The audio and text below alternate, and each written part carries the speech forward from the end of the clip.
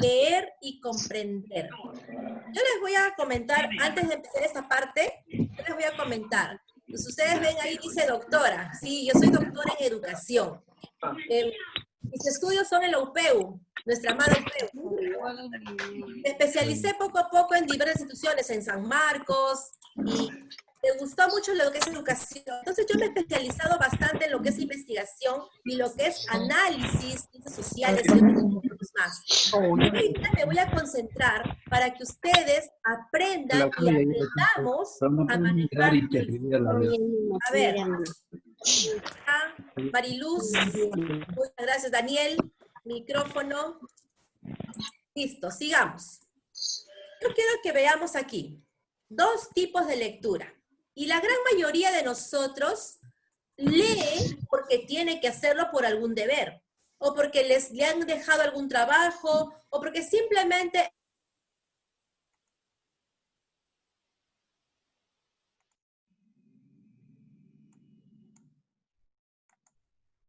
No se escucha.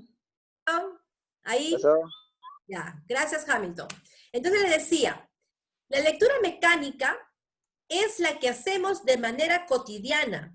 Vemos un anuncio publicitario, vemos un comercial, algo en el periódico, las letras grandes, entonces hacemos una lectura rápida, pero no quiere decir que ya leímos un texto, sino que solamente estamos haciendo, buscando ver de manera general lo que se nos dice.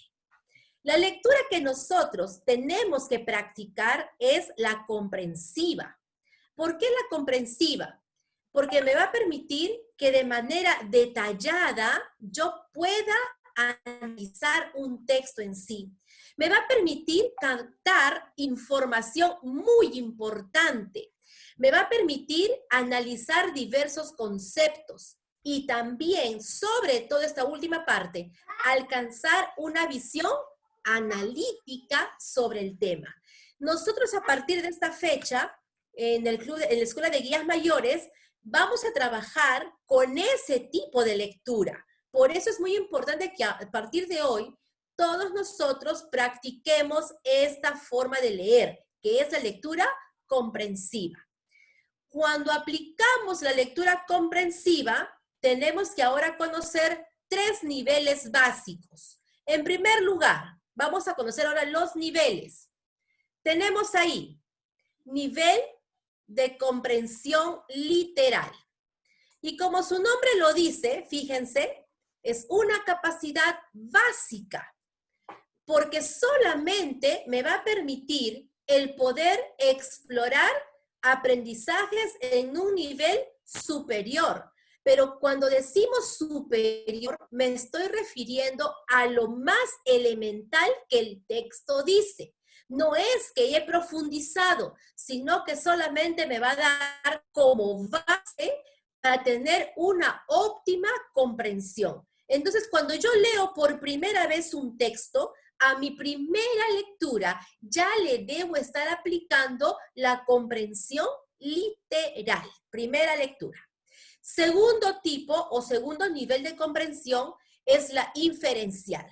Esta lectura, ¿saben qué, chicos? Es muy importante, porque ya no va a simplemente leer algo y voy a encontrar ciertos elementos. Aquí me va a permitir establecer ahora relaciones. Es decir, todos estudiamos la lección de escuela sabática, ¿cierto? Claro. Entonces, mi lección de escuela sabática, ¿qué otro texto yo puedo leer para sumarle a esa lección un mejor entendimiento? Un comentario de la lección de escuela sabática. Entonces, ahí tenemos ¿cuántos textos? 2 textos. Si a eso yo le sumo la lectura de la Biblia, ¿cuántos textos voy leyendo? 3. Entonces, ahí empieza a haber ahora una interrelación. Voy a empezar a relacionar diversas partes de texto, pero con la finalidad de inferir. ¿Y qué es lo que tengo que inferir? Información, conclusión o aspectos que en esos textos no están escritos. ¿Pero por qué? Porque ahora yo, como lectora empiezo a generar relevancia. Eso quiere decir que el nivel inferencial va más allá de lo que voy leyendo. Esta lectura ya es importante que todos nosotros empecemos a realizar. Siguiente nivel de comprensión, el más lindo de todos, es la comprensión crítica. ¿En qué consiste este tipo de comprensión? Muy bien, fíjense, hasta el nivel anterior, ¿cuántos textos leí? 3 textos. Mi elección, el comentario bíblico y la Biblia. Ahora, eso que ya leí me va a permitir a mí, implica un ejercicio de valoración y sobre todo me va a permitir generar o formar, ¿qué cosa? Juicios propios. Esos juicios propios se les conoce en comunicación, en lo que es redacción y lenguaje, como generar argumentos o generar hipótesis, generar tesis. Y esto es lo más relevante en todo ser humano. ¿Por qué? Porque ha permitido que el texto, o sea, lo que yo leí, mi texto, se sume aquí a mi conocimiento previo. Cuando estos dos elementos, es decir, el texto y los conocimientos previos se asocian, entonces yo puedo generar argumentos para sustentar mi opinión.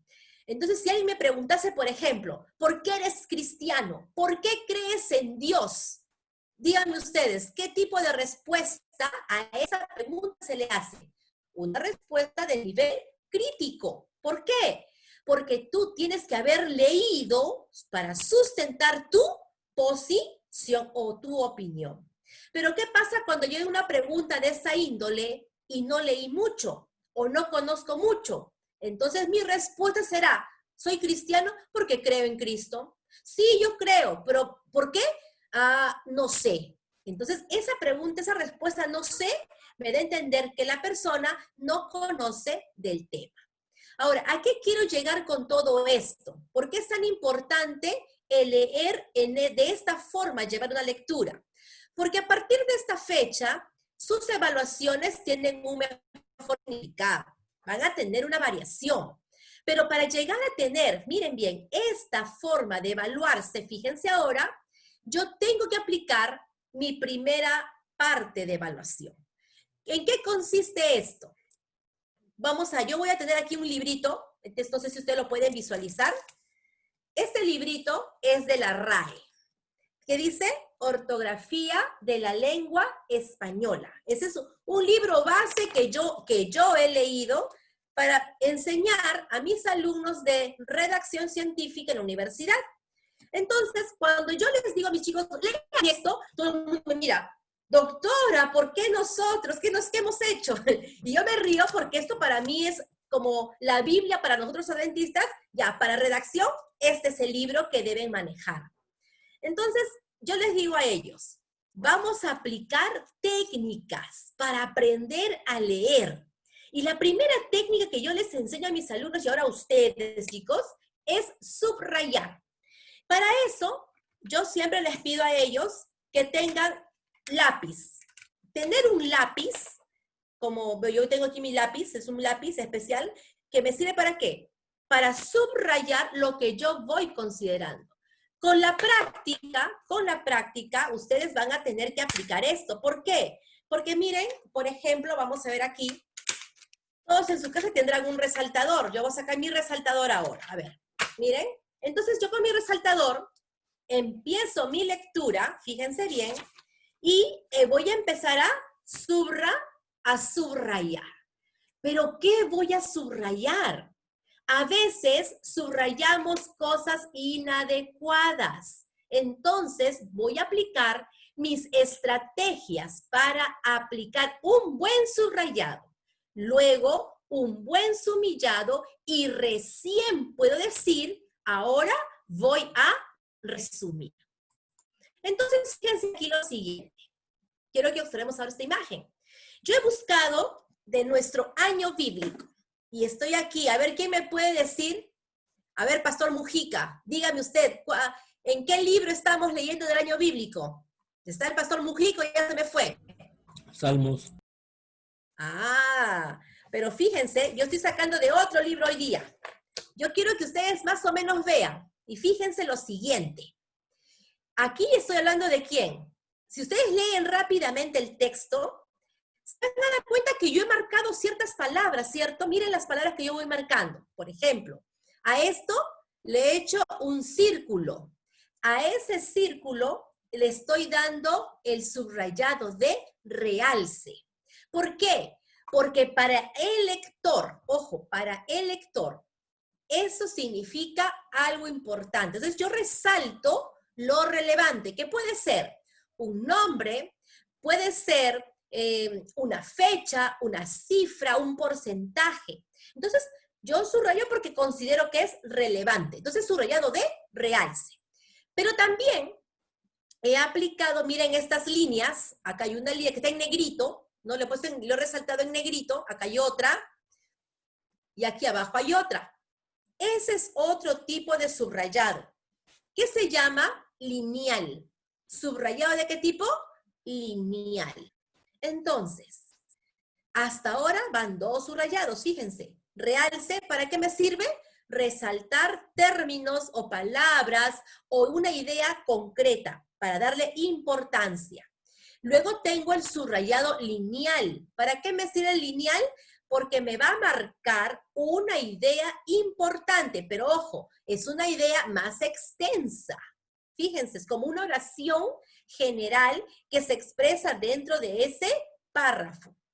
Tengo también estas barras. Miren estas barras que están de color rojo, que involucran ahora dos textos. Eso quiere decir que este subrayo que está al paralelo, que se llama subrayado lateral, permite para enmarcar de forma horizontal, ojo, horizontal, ideas principales o relevantes de un texto. Y el cuarto subrayado es este cuadrito, que se da después de haber aplicado el subrayado lineal, o sea, previo subrayado lineal, ahí está en el número 7, en el cuadro yo aplico el subrayado estructural, ojo, estructural. ¿Qué significa?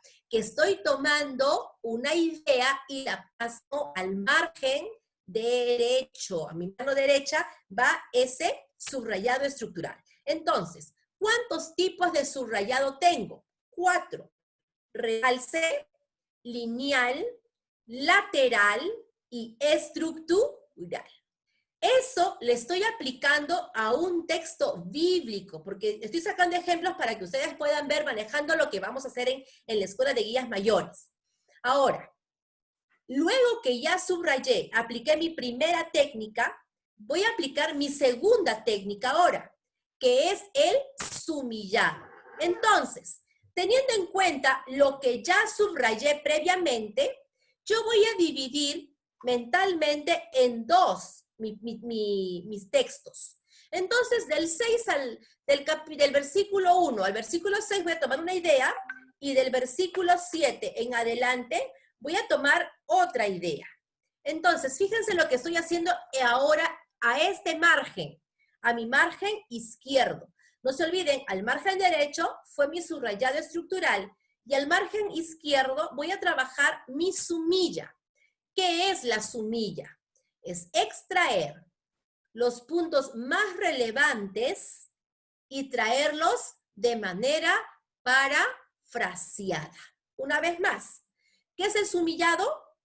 Extraer los puntos más relevantes y traerlos al margen izquierdo, pero de manera parafraseada. Ahora bien, ¿qué es parafrasear? Por si acaso, parafrasear no es, ay, qué lindo el texto, el versículo 1, lo llevo y me lo copio tal cual al otro margen. No, eso no es parafrasear, esto es copia y pega. Eso es pecado, eso no se hace, ¿ya? Pero aquí yo tengo que explicar. Parafrasear significa explicar en mis palabras lo que yo voy entendiendo.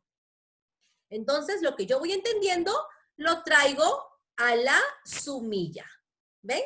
Y igual, la siguiente parte lo traigo ¿a dónde? A mi sumilla. Esto, miren chicos, me está ayudando a mí a qué hacer. De tremendo texto, porque es todo el capítulo 6, miren, de todo el capítulo 6, ¿qué estoy haciendo? Extrayendo ahora solamente ya 2 ideas básicas. ¿Me dejo entender hasta ahí? Miren, ¿qué hice primero? ¿Qué va primero? Mi técnica del subrayado. Terminé esa técnica, recién paso ¿a qué? A mi técnica del sumillado. ¿Por qué estas dos técnicas son relevantes, son muy importantes? Para, ¿saben qué? Hacer lo siguiente, un resumen. Recién ahí yo llego al resumen. Y aquí, como dijo Hamilton, un resumen no es hacer 2, 3 líneas o 5 a lo mucho, no. De un texto, de un solo texto, que puede tener, quién sabe, 10 páginas, un promedio de 10 páginas un texto, un resumen bien hecho en 1 página y media. Por ejemplo, ¿no? Por ejemplo. ¿Por qué razón? Porque no es solamente copiar y pegar lo que voy subrayando. Fíjense, yo quiero que ustedes vean aquí. Yo subrayé ciertos elementos. Si ustedes se dan el tiempo ahorita mismo y leen la sumilla, no es textual. Eso quiere decir que yo no he transcrito, no he copiado y pegado.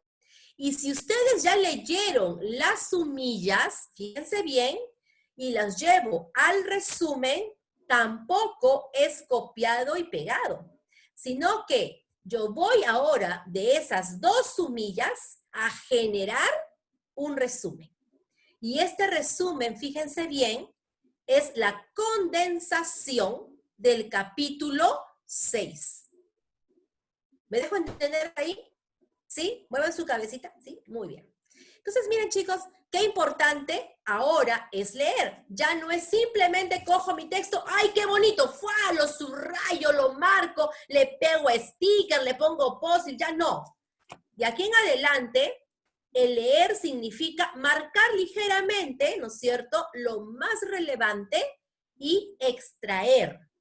Esas extracciones que ustedes hagan les van a permitir hacer resumen. Primera forma de evaluación, entonces, que vamos a tener en esta escuela. Primer punto. Vamos con otra forma de evaluar ahora. La otra forma, chicos, es en relación a las preguntas. Tipos de preguntas. Y yo les estoy poniendo, por ejemplo, este texto, Esdras 4, el capítulo 4 de Esdras, que lleva por título Los adversarios detienen la obra. Rápidamente le damos una lectura así general, fíjense bien. ¿Y de qué trata? Muy bien, tú tienes que leer. Obviamente, ya aquí tienes que aplicar tus técnicas del subrayado. ¿Qué puedes subrayar? Muy bien, los nombres, porque son relevantes.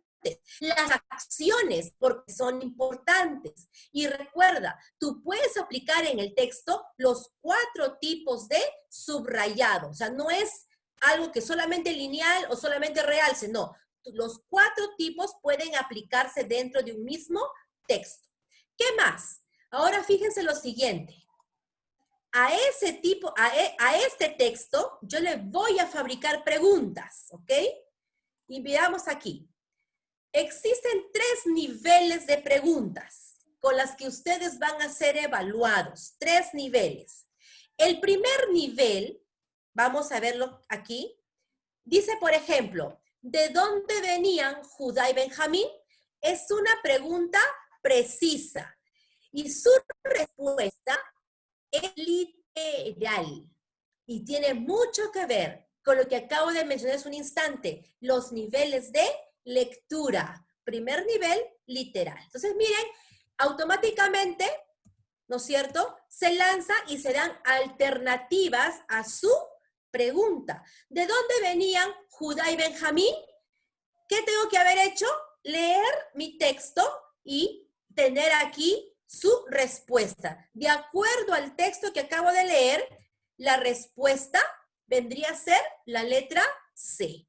Entonces, miren, mis preguntas son simples, no son complicadas y no me dan una aleatoriedad para responder, sino me dan un margen de respuestas.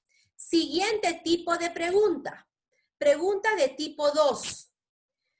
Respecto al capítulo 5, que trata sobre la reedificación del templo, correlaciona y marca la clave correcta. Este tipo de preguntas, y lo voy a marcar todo, ahí está, fíjense bien, este tipo de preguntas, ¿qué está implicando? Que la persona que leyó el capítulo 5 en su mente haya procesado con mayor claridad los puntos. Por ejemplo, Ageo y Zacarías, ¿quién era? ¿Qué hacían? ¿Tenían algún cargo? Entonces yo tengo que empezar ahora a relacionar, porque la pregunta dice correlaciona. Entonces, en la parte baja, fíjense bien, en la parte baja aparecerán las alternativas a la respuesta. Y yo voy a decir, ¿cómo voy a relacionarlo? Aquí está el secreto. Número 1, ajá. Entonces yo le he puesto por números, pero vamos a poner esto debía ser en romanos, pero lo he puesto en números para que más o menos tengamos una idea más clara. Entonces, fíjense, ahí está.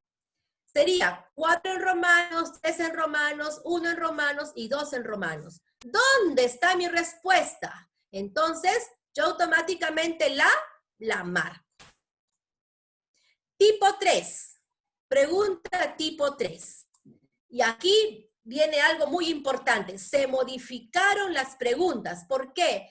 Porque ahora son tipo caso. Entonces, el caso dice lo siguiente. El rey Ciro, en su primer reinado, dio la orden acerca de la casa de Dios para que ésta, la que se encontraba en Jerusalén, sea edificada como lugar para ofrecer sacrificios. Todos los gastos serían pagados con el tesoro del rey y permitió que los utensilios de oro y plata también serían devueltos. Ahí viene la pregunta. ¿Qué le sucedería a la persona que altere esta orden? Y empiezan a lanzarse las respuestas. Teniendo en cuenta ello y la lectura que ya di, entonces yo marco mi alternativa. 3 tipos de pregunta de acuerdo a los 3 tipos de niveles de comprensión: literal, inferencial y crítico.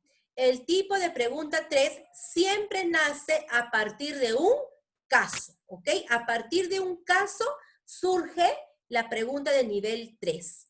Entonces, tenemos hasta aquí ya 2 formas de evaluación.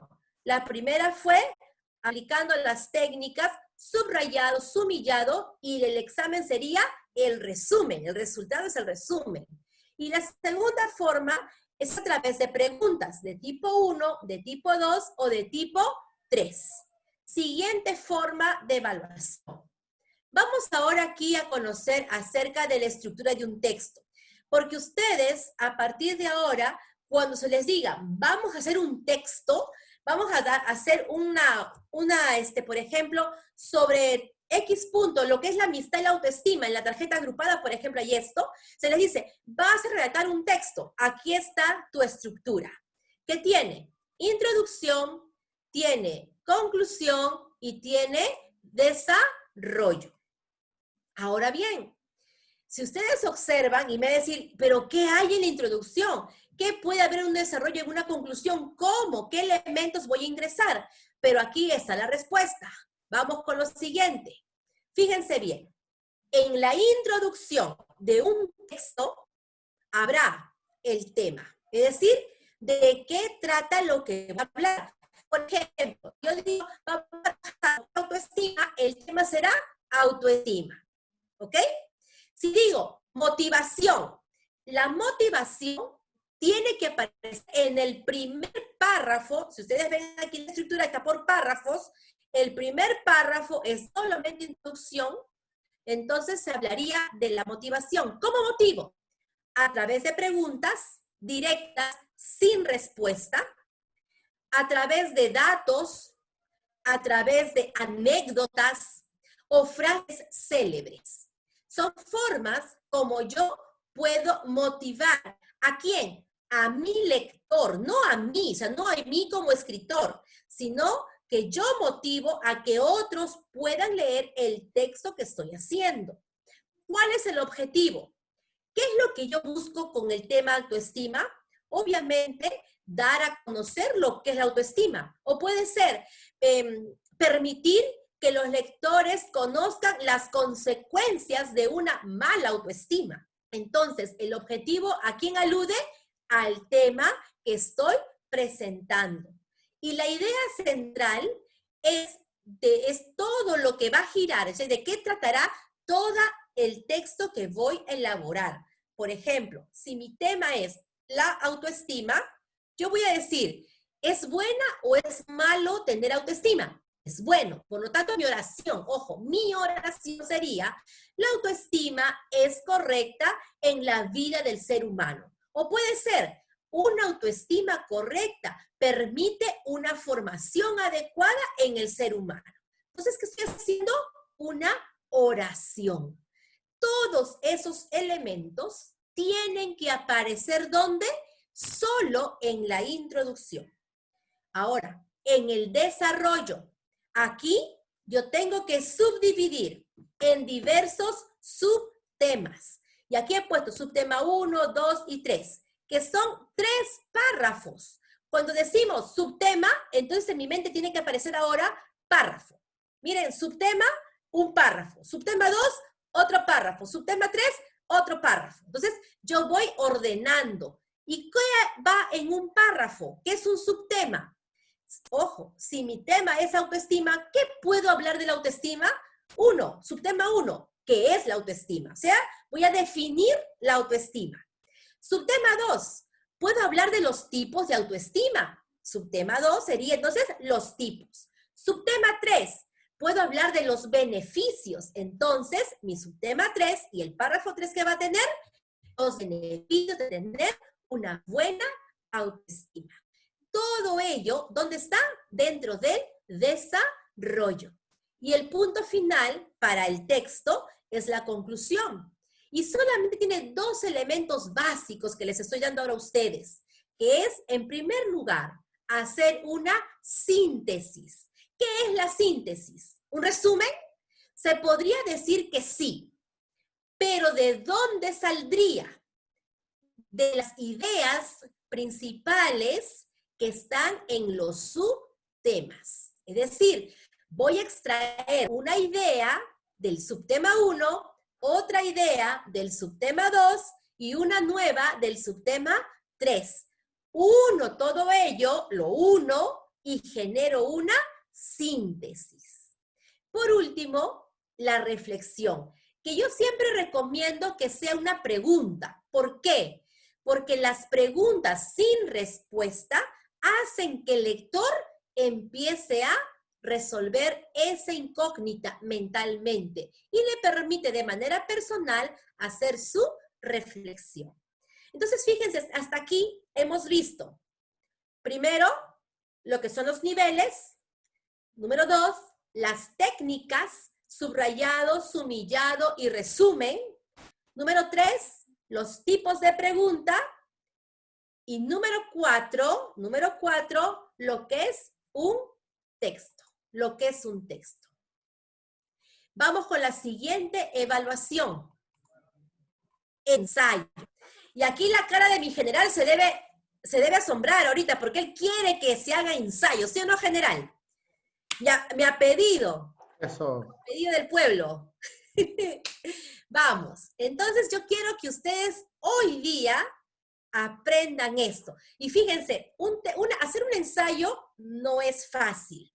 Por ejemplo, miren, este librito que yo les puse hace un momentito, que es de la RAE, ¿no es cierto? De este volumen es el libro Ensayos sobre la ceguera. ¿Quién lo ha leído? Diga yo. ¿Alguien lo leyó? ¿No? Lean. ¿Ya ven? No les gusta, pues no leen. Yo algún día les mostraré mi biblioteca. A mí me encanta leer. Tengo una pasión. Y cada vez que hay, por ejemplo, feria del libro, ya vi, muy bien, William, buena biblioteca. Pero ojo, tener biblioteca implica que todo ya me lo leí. ¿Listo? Tengo que leer.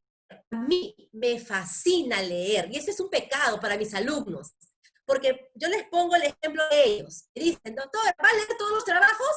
Sí, y me pongo a leer. Yo hoy día, antes de terminar la charla, la clase, les voy a dar un tic de lectura. Entonces yo leo y encima reviso y le marco sus errores y le digo, te equivocaste. Y me miran, ¿ya leyó? Sí. Entonces, hoy día ustedes van a aprender a hacer eso también. Pero quiero llegar aquí, ensayo. El ensayo es un texto muy complicado. Ya, esto sí es cierto. Es difícil, no es fácil. ¿Pero por qué? Porque hay dos tipos de textos que se unen. Número uno, el texto positivo, que presenta una idea. Fíjense, presenta una idea. Pero al mismo tiempo es un texto argumentativo, porque esa idea la convierte en tesis y tú tienes ahora que defender. Si no defiendes en un ensayo, no hay ensayo. Y vamos a ver lo siguiente. Elementos o estructura del ensayo. Es muy, pero muy parecido a un texto. ¿Cuál es la única variación en la estructura? Es que no es desarrollo, sino cuerpo argumentativo. ¿Listos? ¿Ya se ajustaron los pantalones? Las correas ahí bien puestas. Vamos a empezar a hacer lo que es ensayo, ¿ok? Yo quiero que aquí no solamente observen. Vamos a ver la forma de cómo que ustedes puedan tener todo esto. No sé si Hamilton está grabando esto ahorita. Sería bueno que lo haya grabado, creo que está haciéndolo. Pero quiero que ustedes luego vean esto, ¿está bien? Van a volver a verlo y van a repasar nuevamente. Observemos aquí. Vamos con la estructura. Elementos que hay solo en la introducción. ¿Ok? Introducción. Número 1, el tema. Número 2, el problema. 3, motivación, contexto, objetivo y tesis. Ajá. Miren, ¿cuántos elementos solamente en el párrafo de introducción deben haber? 6. 6 elementos, ¿ok? Ahora, ya sabemos, ¿sí? A ver, supongamos que seguimos con el tema de autoestima, ¿ok? Tema autoestima. ¿Cuál será el problema en relación a la autoestima? ¿Qué pasa cuando un adolescente no tiene autoestima? ¿O qué pasa, vamos al caso de más adultos, qué pasa si un adulto no tuvo autoestima o no tiene formada su autoestima? A ver, voy a preguntar, porque a mí me encanta que mis alumnos participen, ¿ok? Y al que esté desatento, ahí le voy a preguntar. ¡Tatán! Yuliño, vamos con Yuliño. Activa tu micrófono, Yuliño. Pregunta, ¿cuál es el problema cuando un adulto no tuvo una formación adecuada de autoestima? El problema sí. es acerca de, bueno, el problema sería pues de no tener mucho el apoyo y no sería eso. Respuesta inadecuada. Jalado. Va uno menos, ¿ah? Vamos, Bruce Ramírez. Respuesta.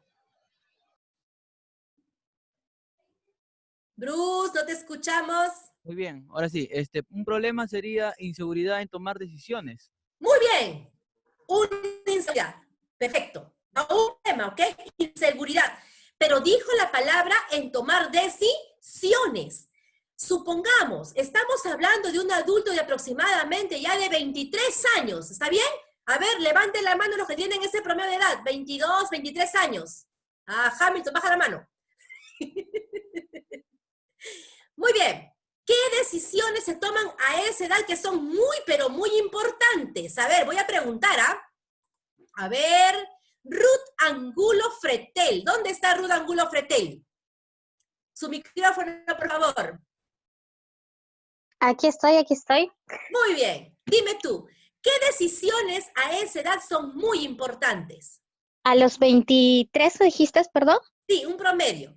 Bien, las decisiones que se pueden tomar son, uno, por ejemplo, la elección de un noviazgo.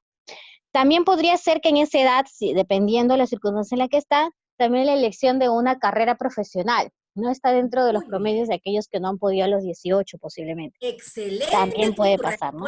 Entre Muy otras bien. decisiones más. Y otro también de los ¿Qué más? aspectos de las consecuencias de autoestima que se podría considerar también es la dependencia emocional, ¿no? En esa edad. Excelente. Miren, ella me ha dado una de preguntas que de aquí me voy a seguir con lo que es un ensayo. Dijo algo clave. Buscar la pareja. A ver aquí cuántos angustiados por pareja tengo. Levanten la mano. Nadie. Ahí sí nadie, ¿no? Nadie angustiado está acá. Ajá, Juan Carlos, si te has reído es porque estás angustiado. Muy bien. Vamos a lo siguiente. El problema puede ser, ¿qué cosa entonces? Uno de todos los que acaban de mencionar. ¿Dan cuenta? No elijo todos los problemas. Me tengo que seleccionar en uno de ellos. Entonces, si ya me centré en la mala elección de una pareja, entonces estaría, quién sabe, frente a qué, a una relación tóxica. O que estoy con uno y luego termina porque no me gustó, le encontré defectos y estoy con otro. Y estoy poloreando entre uno y otra persona. Eso es un problema de tener mala autoestima. Motivación. ¿Se han percatado qué pasaría si fuese el caso de una chica que está con un chico, luego con otro, luego con otro, luego con otro? ¿Qué pasa con la sociedad? ¿Qué le dice? Ah, esa chica, ¿qué cosa es? ¿Qué cosa es? Ahí sí todo el mundo se calla, ¿no? ¿Qué cosa es? Ah, muy bien, mi general, bravo. Leímos los labios, Hamilton. Fíjense, entonces, mi motivación podría ser un ejemplo, un caso se podría dar. O quién sabe, entre todos esos azares del destino, se embaraza la chica. Entonces, un problema, fíjense que puede suceder por mala autoestima. Contexto. El lugar donde se desarrolla esa problemática, que puede ser la nación peruana, que puede ser mi zona, puede ser mi club. ¿Se dan cuenta? Objetivo. ¿Qué es lo que yo busco lograr con este ensayo? ¿Hacer qué cosa? Hacer ver la necesidad de qué? De la mejora en relación a la autoestima. ¿Y cuál sería mi tesis? Mi posición frente al tema. ¿Estoy a favor o en contra de que tengamos una buena autoestima? A favor, ¿no es cierto? Entonces sería, mi tesis sería, la buena autoestima permite futuras personas, un futuro brillante en las personas. Se hace a través de una oración, para que se acuerden, sujeto y predicado. Fácil. La autoestima, una buena autoestima, sujeto. Permite verbo, un brillante futuro. Ya está, predicado. Entonces, uno eso y ya tengo mi tesis. Pero ahí no termina todo. Ya sé, me queda poco tiempo. Vamos a avanzar. Vamos aquí con los argumentos. Porque ¿de qué sirve que tenga tesis si no la voy a sustentar? Entonces, voy a trabajar rápidamente 6 tipos de argumentos. El primero son los hechos. Y le puse el ejemplo de la chica que está con uno, con otro y con otro, ¿no es cierto? Entonces, eso es un hecho, se observa, es algo observable. Autoridad, lo que dicen los libros o personas, un psicólogo, ¿qué dice acerca de esto, del problema de la autoestima? Él sería un autor, por lo tanto, es un argumento de autoridad. Y el ejemplo de ejemplificación, que son situaciones que se dan a través de experiencias concretas. Siguiente, sentir de la sociedad. Opina de manera subjetiva, ojo, subjetiva, ¿qué opina la población en relación al tema que estoy trabajando? La opinión, ojo, ¿ah? El estadístico, como su nombre lo dice, busco porcentajes, busco datos o cifras relevantes de alguna fuente fidedigna en relación al tema que estoy trabajando. Y la de definición viene a ser el concepto que yo estoy tomando en relación al tema. Después de haber leído, genero mi propio concepto. Entonces, ahí ya tengo mis argumentos que responden a la tesis. Acuérdense bien, los argumentos responden a la tesis. Por último, vamos terminando, están los elementos en la conclusión. Y aquí sí, apunten bien. Primer elemento, una pregunta o dos preguntas, de una a dos preguntas que permitan abrir la conclusión haciendo que el redactor y el lector reflexionen, diga, piensen. Eso quiere decir que voy a colocar algo que no está dicho en mis argumentos, ¿ok? Que reflexionen sobre ello. Reafirmo mi posición, o sea, ya he llamado constatación de la tesis. Vienen las sugerencias o recomendaciones que se dan del problema que puse en la introducción. Los comentarios que vienen a ser datos adicionales que no se han dicho en ninguna parte del ensayo. Y por último, la síntesis, ¿ok? La síntesis. ¿Cómo se hace una síntesis? Extraigo nuevamente, ahora de cada argumento, los puntos más relevantes. Ahí está mi ensayo. Les dije que es el más lindo de todos los textos, pero es el más complicado de hacer, ¿ok? Es el más complicado. Pero vamos a terminar hoy día viendo esto. Yo quiero este mensaje dejarles a ustedes también. El que lee mucho, fíjense bien, y anda mucho, ve mucho y sabe mucho. Si yo este texto se lo hubiera puesto a un doctor que es un colega mío de la universidad, me hubiera dicho, al que sabe mucho hay que matarlo, porque sabe demasiado. Pero yo les digo a ustedes lo siguiente, si ustedes quieren aprender y quieren conocer más y enseñar más, ¿qué tienen que hacer? Al inicio lo dice, ¿qué tienen que hacer? Leer. La lectura les abre un panorama de muchos lugares. Quién sabe, no podemos salir de la cuarentena fuera de nuestra casa. ¿Cómo salimos o cómo salgo yo de viaje? Con un libro. Con un libro me puedo ir hasta cualquier parte del mundo. Chicos, muchísimas gracias. Les dejo con su general para que los acabe de traumar. ¡Felicidades!